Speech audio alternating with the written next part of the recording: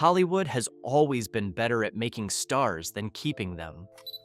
Some careers collapsed under outside pressure, the studios, the press, the politics of the era.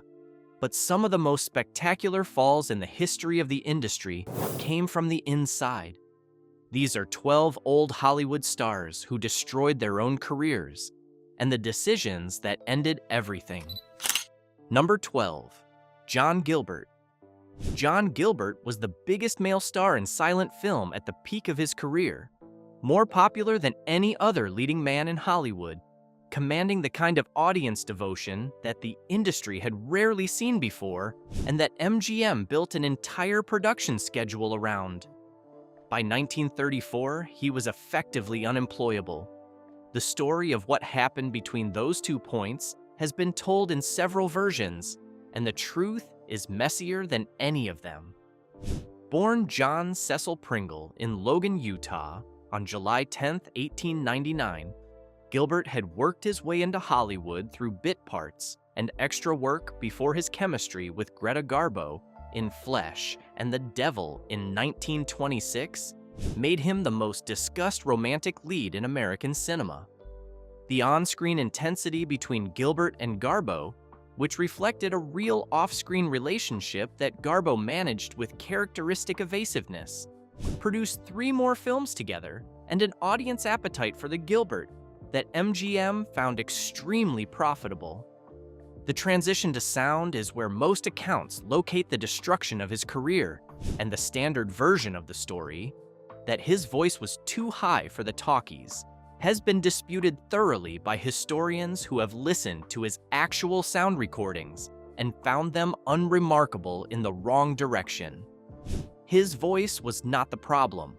The problem was MGM's Louis B. Mayer, with whom Gilbert had a documented personal conflict severe enough that Mayer had both the motive and the means to sabotage his transition. Whether Mayer manipulated the sound recording of his early talkies, whether he deliberately declined to support films that could have rehabilitated Gilbert's standing, are disputed. What is not disputed is that Gilbert's drinking accelerated dramatically during this period, that his behavior on and off set became increasingly difficult to manage, and that his confidence, once the most naturally projected quality about him, was visibly gone from his later performances. He made Queen Christina with Garbo in 1933 at her specific insistence, having been dropped by MGM and rehired solely because Garbo refused to work with the studio's preferred leading man. The film was a success. It was not enough. John Gilbert died on January 9, 1936 in Los Angeles at the age of 36 from a heart attack following years of heavy drinking.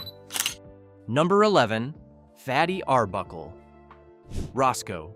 Fatty Arbuckle did not destroy his own career. It was destroyed for him by a press campaign and a studio system that sacrificed him to protect itself. But the way the destruction unfolded and the way the industry simply watched it happen says something important about how Hollywood has always treated its own when the cost of defense exceeded the cost of abandonment. Born Roscoe Conkling Arbuckle in Smith Center, Kansas, on March 24, 1887, he had been one of Paramount's highest-paid performers, earning $3 million over 3 years at a time when that figure was almost incomprehensible. When a party at the St. Francis Hotel in San Francisco in September 1921 ended his career before any court had heard a word of testimony. Virginia Rapp, a model present at the party, died 4 days after becoming ill there. Bambina Maud Delmont, a woman with a documented history of extortion, accused Arbuckle of assaulting her in a manner that caused her death. William Randolph Hearst's newspapers ran the accusation as established fact before the investigation had concluded, and the industry, responding to the press pressure with the reflexive self-protection that has always defined its relationship with controversy, banned Arbuckle's films from exhibition and effectively ended his ability to work. He was tried 3 times. The first 2 trials ended in hung juries. The third in April 1922, produced an acquittal accompanied by a written jury apology, an extraordinary document for the ordeal he had been subjected to. The ban was partially lifted, but his starring career was over. He worked as a director under the pseudonym William Goodrich for the following decade and had signed a Warner Brothers contract for a full comeback when he died of a heart attack on June 29, 1933, at the age of 46. Number 10. Clara Bow. Clara Bow was the biggest female star in Hollywood at the end of the 1920s. The it girl, the face of a generation, the actress whose image defined what American femininity looked like to the audiences of the late silent era. She was also someone the industry had extracted everything it could from by the time she was 26, and the manner of the extraction was not gentle. Born in Brooklyn, New York, on July 29, 1905, to a family defined by poverty and her mother's severe mental illness, Bow had won a Fan magazine acting contest at 16 that brought her to Hollywood. By 1928, she was receiving more fan mail than any other performer at Paramount, an estimated 35,000 letters per week. It, in 1927, from which her nickname derived, and Wings in 1927, the first film to win the Academy Award for Best Picture, established her as the defining female star of the era. The destruction of her career came from multiple directions simultaneously.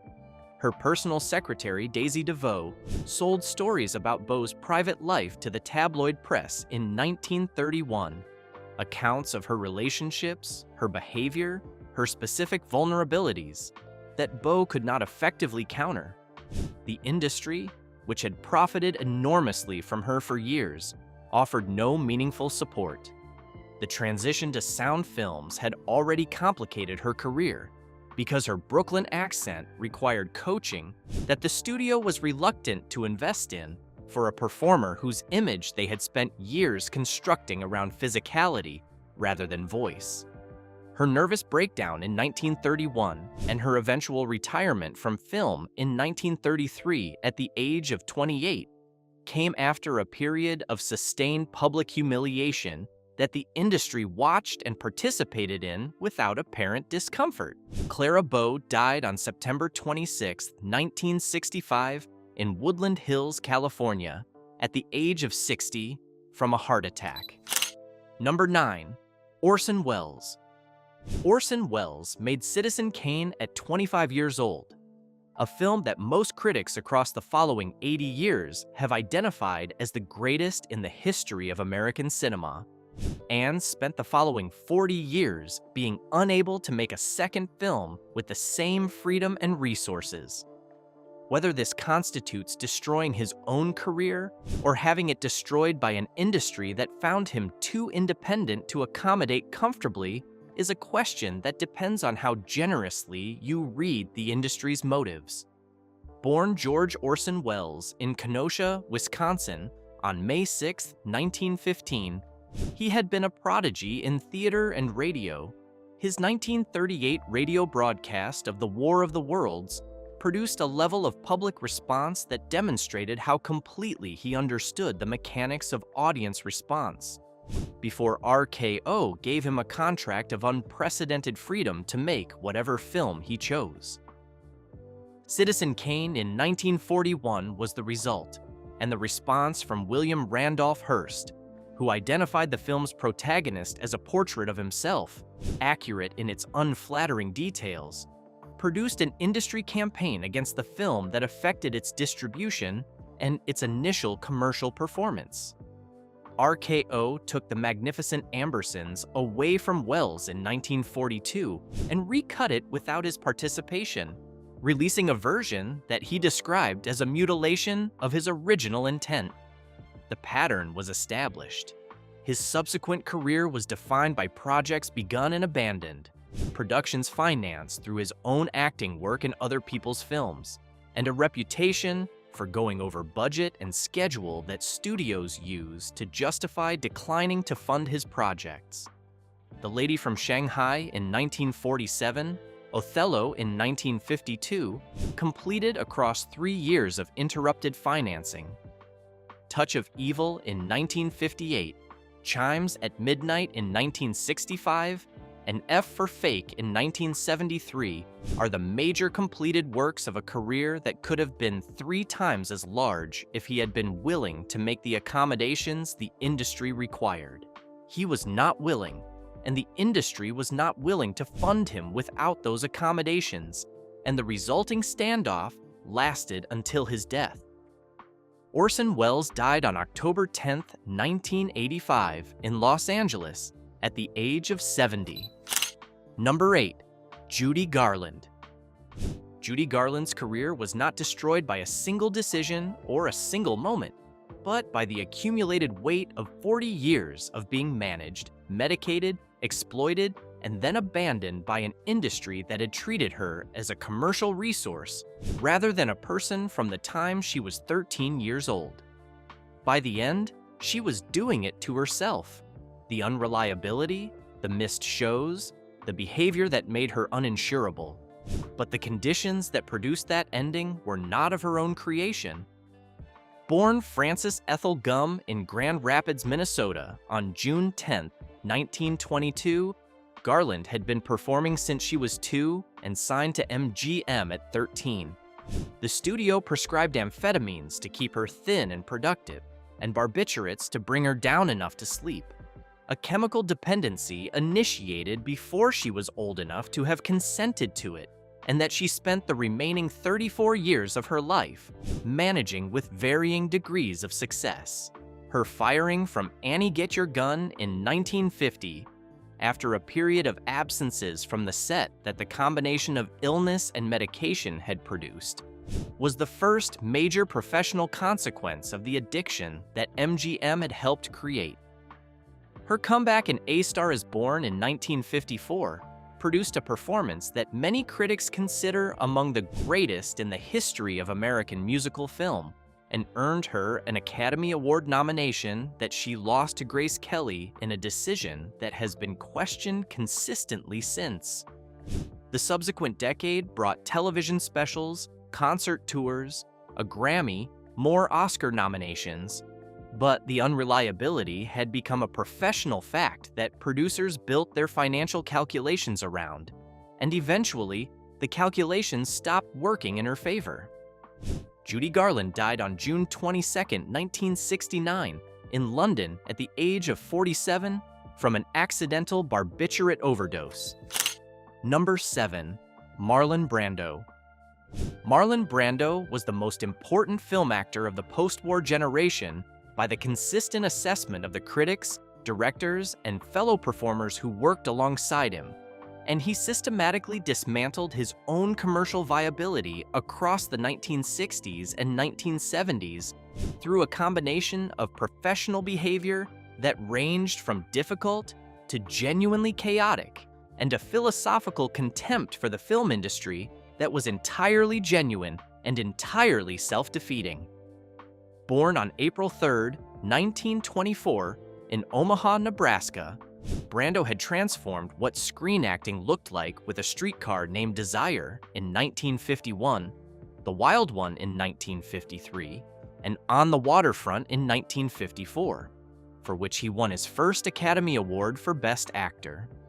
The decade that followed produced some of his finest work, alongside some of the most expensive production difficulties in Hollywood history.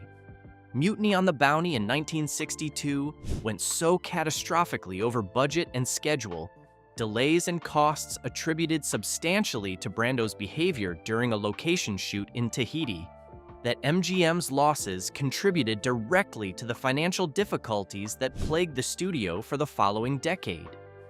Studios began calculating the risk of employing him as a line item. The Godfather in 1972 revived his career and his Oscar record. His second Best Actor win declined in protest of Hollywood's treatment of Native Americans. But the behavior on Apocalypse Now in 1979 confirmed that the financial risk of employing him had not diminished with age. He arrived in the Philippines enormously overweight for a role that required a lean military officer, refused to read the source material, and required director Francis Ford Coppola to reconceive the entire third act of the film around his physical condition and his unwillingness to follow the script. The resulting film is extraordinary. The experience of making it nearly destroyed Coppola financially and professionally. Marlon Brando died on July 1st, 2004 in Los Angeles at the age of 80. Number 6. Lupe Velez. Lupe Velez was a star of the late silent and early sound era whose career was shaped by a combination of genuine talent, an industry that could not figure out how to market a Mexican actress except as an exotic stereotype, and a personal life that the press covered with an enthusiasm that eventually consumed the professional one. Born Maria Guadalupe Villalobos Velez in San Luis Potosí, Mexico on July 18, 1908, Velez had arrived in Hollywood in the mid-1920s and established herself as a performer of real energy and comedic instinct. Her early work alongside Douglas Fairbanks Sr. in The Gaucho in 1927 demonstrated a physical vitality that the camera captured immediately. She worked in both silent and sound pictures through the late 1920s and into the 1930s, navigating the transition with more success than many of her contemporaries managed. Her relationship with Gary Cooper, which lasted from approximately 1928 to 1930, and generated consistent press coverage of a kind that neither party appeared to find entirely manageable, and her subsequent marriage to Olympic swimmer and Tarzan actor Johnny Weissmuller in October 1933 gave the tabloids material they worked for a decade. The marriage was volatile and public. The arguments, the separations, the reconciliations, and provided a constant stream of coverage that kept her name in the papers when her film work alone might not have. The Mexican Spitfire series, 8 comedy films she made for RKO between 1939 and 1943, were commercially successful but artistically limiting, reducing a performer of real range to a single exaggerated note that the audience came to expect and the studio found easier to supply than to evolve beyond. The roles available to her outside that franchise were constrained by the same ethnic typecasting that had defined her Hollywood career from its beginning. She was cast as exotic, as tempestuous, as Latin in the most reductive sense the industry could apply, and the gap between what those roles required and what she was capable of was never meaningfully closed. She died on December 14, 1944, at her Beverly Hills home at the age of 36 from a deliberate overdose of Seconal. She was 5 months pregnant by French actor Harold Marish, who declined to marry her. She left a note. The manner of her death was subsequently distorted by a widely circulated fabricated account that has proved remarkably durable despite having no factual basis. Number 5. Buster Keaton. Buster Keaton made some of the most technically extraordinary films in the history of cinema. The General in 1926, Sherlock Jr. in 1924, The Navigator in 1924, during a period when he had complete creative control over his productions and used it with a discipline and an inventiveness that still makes film scholars marvel. The decision that ended the best years of his career was straightforward and made entirely by himself. In 1928, he signed with MGM and surrendered that creative control. Born Joseph Frank Keaton VI in Piqua, Kansas, on October 4, 1895, Keaton had spent his childhood performing in his parents' vaudeville act. His father, Joe Keaton, used him as a prop, literally throwing him into scenery and at audiences in ways that required the boy to develop extraordinary physical instincts to survive, and transitioned to film in 1917, working alongside Roscoe Arbuckle. His independent productions through the 1920s at his own studio gave him the freedom to develop the visual grammar of physical comedy to a level of sophistication that nobody else in the silent era reached. The MGM contract removed that freedom entirely. The studio's production system required committee approval for scripts, limited his ability to improvise on set, and applied a commercial logic to his work that was incompatible with the kind of methodical visual problem-solving that had made the independent films extraordinary. The films he made at MGM were inferior to his independent work by the consistent assessment of every critic who has examined them, and Keaton himself knew it. His drinking escalated during this period. His marriage to Natalie Talmadge ended in 1932, and by the mid-1930s, he was effectively unemployable at the major studios. His later career, small roles, television appearances, a celebrated collaboration with Samuel Beckett in film in 1965, constituted a professional rehabilitation that never fully restored what the MGM years had cost. Buster Keaton died on February 1st, 1966, in Woodland Hills, California, at the age of 70 from lung cancer. Number 4, Barbara Payton. Barbara Payton's career lasted approximately 4 years at a level that mattered, and what ended it was a combination of personal decisions and an industry that found scandal useful when it sold papers and costly when it affected box office.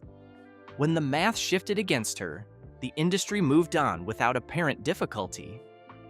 Born Barbara Lee Redfield in Cloquet, Minnesota, on November 16, 1927, Payton had arrived in Hollywood in the late 1940s with a physical presence that studios found immediately usable and a personal life that the press found equally useful. She appeared opposite James Cagney in Kiss Tomorrow Goodbye in 1950 and alongside Gregory Peck in Only the Valiant in 1951, reaching a level of mainstream exposure that her talent could have sustained if the surrounding circumstances had been different. The circumstances that ended her career centered on a public brawl in September 1951 between actor Franchot Tone, whom she had recently married, and actor Tom Neal, who had been involved with her before the marriage. The fight left Tone with a fractured skull, a broken nose, and a concussion that required hospitalization. The press coverage was extensive and unflattering to everyone involved. The studios that had been willing to employ her before the incident were not willing to absorb the association afterward. She was divorced from Tone within 2 months of the marriage. Her film career effectively ended within the following year, with studios declining to attach her name to productions that required the kind of audience goodwill that the press coverage had eroded. She appeared in a small number of independent films through the early 1950s. Bad Blonde in 1953, Four-Sided Triangle in 1953, both British productions that the American market she had been building no longer needed her for, before the film work stopped entirely. She turned to prostitution in the late 1950s to support herself financially, a fact she addressed in her memoir, I Am Not Ashamed, published in 1963, with a directness about the gap between her former life and her current one that reads now as both courageous and devastating. The memoir attracted press attention that treated her story as a cautionary tale, which she found neither surprising nor particularly objectionable. She had written the book herself and had arrived at her own conclusions about what it illustrated. Barbara Payton died on May 8, 1967 in San Diego, California, at the age of 39 from heart and liver failure associated with alcoholism. Number 3, John Barrymore. John Barrymore was the greatest stage actor of his generation by the assessment of nearly everyone who saw his work. His Hamlet in 1922, running for 101 performances on Broadway before London, his voice and presence and technical command constituting a combination that the theater world regarded as exceptional by any standard it had previously applied. He translated some of that to film. He drank the rest of it away with a consistency and a volume that directors and studios tried to accommodate and eventually could not. Born John Sidney Blyth in Philadelphia, Pennsylvania on February 15, 1882, to the most celebrated theatrical family in America, Barrymore had the talent, the training, and the pedigree that should have produced a career of sustained achievement across 5 decades. What he produced instead was a career of brilliant early achievement, followed by 30 years of managed decline. His MGM and RKO films of the early 1930s, Grand Hotel in 1932, Dinner at 8 in 1933, 20th Century in 1934, showed what remained when the drinking was at a level he could still function through. By the mid-1930s, his memory for lines, once one of the most celebrated instruments in American theater, had deteriorated to the point where directors kept cue cards posted around the set and adjusted shooting schedules around his availability, which varied by hour and by how much he had consumed before the call time. His final years involved radio work, a touring stage show, and the specific public quality of someone who knows exactly what they have lost and has decided to keep going anyway. He was carried to some of his final engagements. John Barrymore died on May 29, 1942, in Hollywood, California, at the age of 60, from cirrhosis, kidney failure, and pneumonia. Number 2. Frances Farmer. Frances Farmer did not destroy her own career. Her career was destroyed by her mother, by a psychiatric system that had no meaningful distinctions between mental illness and inconvenient behavior, and by a Hollywood that found it easier to replace her than to protect her. She is on this list because the final instrument of the destruction was the woman who should have been her greatest protection. Born on September 19, 1913 in Seattle, Washington, Farmer had arrived in Hollywood in the mid-1930s with a quality of intelligence and intensity that directors like Howard Hawks recognized immediately. She appeared in Come and Get It in 1936, alongside Edward Arnold and Joel McCrea, in a dual role playing both a saloon singer and her own daughter, a technically demanding performance across 2 different characters that the film used to showcase a range well beyond what the industry typically asked of young actresses. She was under contract to Paramount and had appeared in Too Many Parents in 1936 and Border Flight in 1936, alongside her more prominent work. Her refusal to subordinate herself to the requirements of studio management, the publicity appearances, the approved interviews, the careful maintenance of an approved image, created friction that Paramount managed with diminishing patience. She was outspoken about her political views, her contempt for the studio system's control over performers' lives, and her unwillingness to perform the public role the industry expected. In a different era, those qualities might have been managed as eccentricity. In 1940s Hollywood, they were managed as defiance. Her arrest in January 1943, on a charge related to a violation of wartime travel restrictions, compounded by her behavior during the arrest, gave her mother Lillian the legal opening she needed. Lillian had her committed to Western State Hospital in Steilacoom, Washington in 1944. Farmer spent years in the institution. The specific treatments applied to her there have been disputed by historians. Accounts alleging insulin shock therapy, and worse, have not been uniformly confirmed, but the conditions were by any account brutal and the stays lengthy. She was released in 1950, spent years rebuilding the capacity for ordinary life, and eventually appeared as a television host on The Frances Farmer Show in Indianapolis through the late 1950s. She wrote a memoir, Will There Really Be a Morning?, published posthumously in 1972. Frances Farmer died on August 1, 1970, in Indianapolis, Indiana, at the age of 56 from esophageal cancer. Number 1. Judy Garland. This entry belongs here twice, at numbers 8 and 1, because the arc of what happened to her career is long enough and complicated enough that one entry cannot contain it. The first entry addresses the industry's role. This one addresses the years when the self-destruction was most visible and most complete. By the early 1960s, Garland had demonstrated that she could still perform at an extraordinary level. Judgment at Nuremberg in 1961 earned her an Academy Award nomination for Best Supporting Actress for a performance she shot in 2 days. But the unreliability had become the primary fact of her professional life by that point. Productions that cast her built in contingency funds for the days she would not appear. Insurers declined to cover her. The CBS television series she made in 1963 and 1964.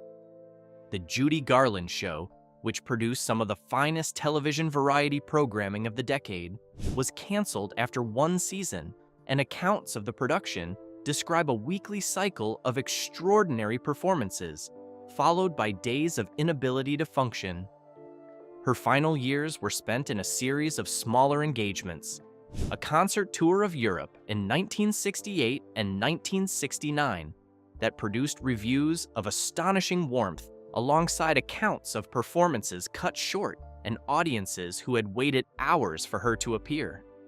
She married Mickey Deans in March 1969, her 5th marriage, 4 months before her death. The career she destroyed was one she had not chosen and had never been given the tools to protect. The industry that profited from her for 40 years watched the destruction from a comfortable distance and did not intervene. Judy Garland died on June 22, 1969, in London at the age of 47. Hollywood produces stars faster than it produces the support systems that might help them survive the experience of being one. The people on this list came from different eras, different circumstances, and different personal vulnerabilities. But most of them share a common experience of an industry that found them useful when they were productive and unreachable when they were not. Some destroyed themselves deliberately, choosing the bottle or the difficult behavior or the contempt for the industry's requirements as a form of agency in a world that otherwise offered very little of it. Some were destroyed by forces they could not control and should not have been expected to manage alone. Most were somewhere in the complicated middle, where the truth about any famous life usually lives. If this kind of Hollywood history is what brings you here, hit that like button and subscribe. There is a lot more coming.